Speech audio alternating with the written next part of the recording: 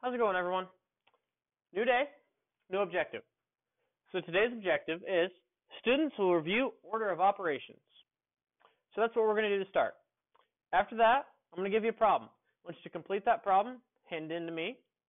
So we'll start with reviewing what our components of these are called. So this is a base. This is an exponent. Next, I want you to do this problem.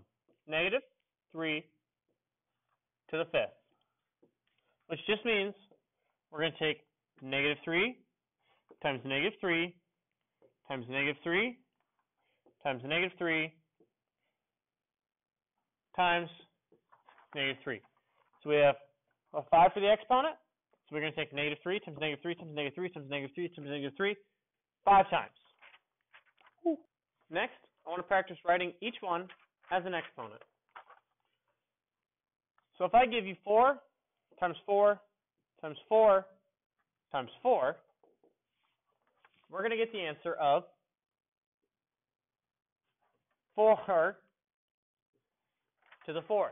We have 4 4s, so it's 4 to the 4th. The next one we're going to try is 2 times 2 times 2 times 2 times x. So we have 4 2's multiplied together.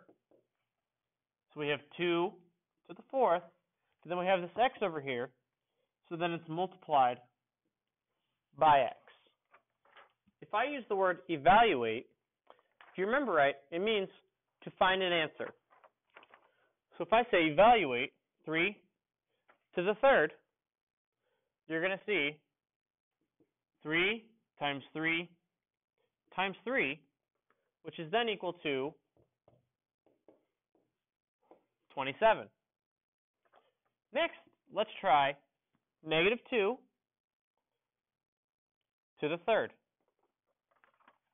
Negative 2 to the 3rd is a little bit difficult of a problem, because if you notice, there's not a parenthesis here. If you remember right, with no parenthesis, you just take 2 to the 3rd and the opposite of that. So we take the opposite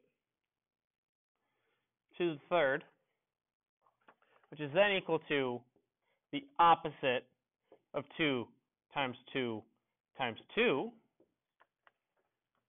which is then equal to a negative 8. Next, we're going to do parenthesis negative 5 squared. So we have negative 5 inside the parentheses, and then we square that. So we have negative 5 times negative 5 2 times. So we have 2 for the exponent. Negative 5 times negative 5 is then equal to 25. Next, let's review order of operations. So for order of operations, we have pretty, please,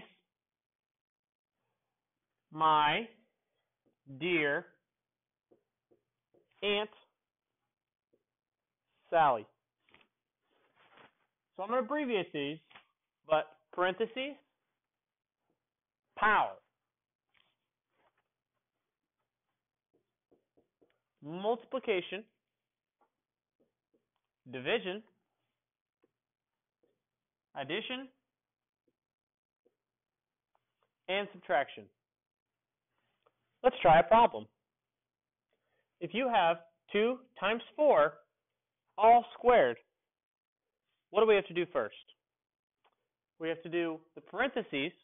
We have parentheses, but that exponent goes with the parentheses, so we'll use that. So we go inside our parentheses. There's no exponents inside the parentheses, so now we move on. Multiplication, division. 2 multiplication. So now we take 2 times 4 is 8, and then we square that. 8 squared, 64. Next, let's try the problem. 3 plus 4 times 3, all in parentheses, divided by 3. So we go through our order of operations. We have parentheses, so we go inside the parentheses. Next, we go through any exponents. No. Now, do we have any multiplication or division? Yes. So everything else comes along for the ride. 4 times 3 is 12. We still have parentheses, so we can't do that divided by 3. Next thing's next. We have parentheses. Then we go to exponents. No exponents. Multiplication or division? No. Addition or subtraction? Yes. 3 plus 12? 15. Divided by 3. 15 divided by 3, 5. So 5 is our answer. Let's try this problem. Negative 6 plus 2 in absolute values plus 4. So first things first, is there any parentheses?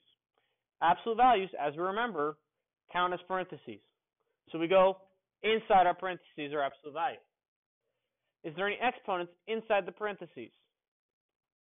Nope. Is there any multiplication or division? Nope. Is there any addition or subtraction? Yes. So now we have negative 6 plus 2.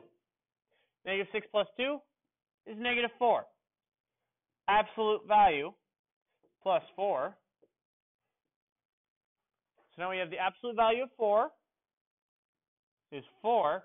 This still comes along for the ride. 4 plus 4 is 8. Now that we've reviewed, I want you to do this problem on your own and submit it to me in the classroom.